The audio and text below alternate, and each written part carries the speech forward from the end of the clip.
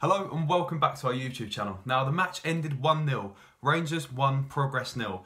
And the fact that we were back in Europe after so long, it was such a good feeling. The fire was back in the belly, the energy, the excitement for the game, knowing what, if we won these next couple of games, what that could amount to. The feeling was back, and honestly it was something that was a little bit alien to me and I missed it so much.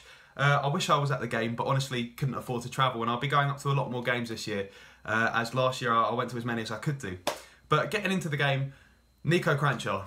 Now that's the name that I want to talk about first and foremost. What a hero he was for, the duration that he was playing that game. He completely dominated the first half. I haven't seen a player, in the SPL play with vision like that for quite some time. He would pick up passes without even looking. He passed long passes, long distance, across one side of the pitch to the other. He'd pick his head up whilst running. He managed to slot the ball through to Dalcio. Nico Cranchaw and Dalcio managed to form quite a formidable partnership for that first bit of the game. Dalcio's first touch as well was spectacular.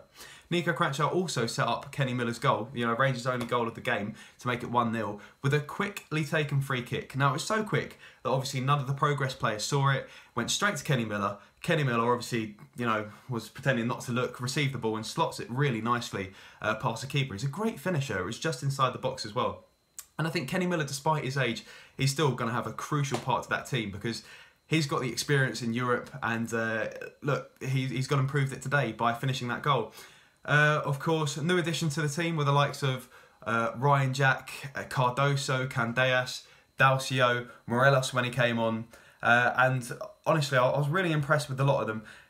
Morelos didn't really have that much of a chance. He came on, it was offside for the first couple of times, and he was looking to get into position, but he only really had, I think, about 13 minutes to play anyhow.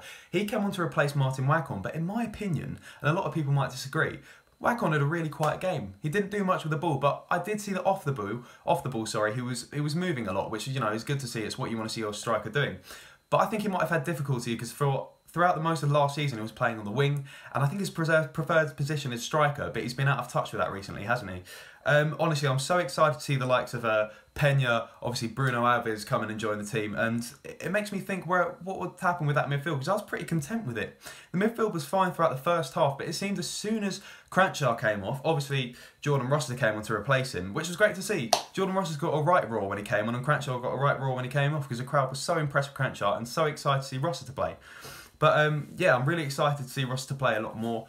He seemed to do a good job defensively. Not quite as good as Ryan Jack. Jack I was really impressed with, honestly. Managed to slide tackle from behind, stopping, the play, managing to get the ball perfectly. Really, really impressed with him. Hold his position really well. When Tavernier ran up, bombing up and down the wing without tracking back as per usual, Ryan Jack and Jason Holt seemed to do a good job a lot of the time in covering that position.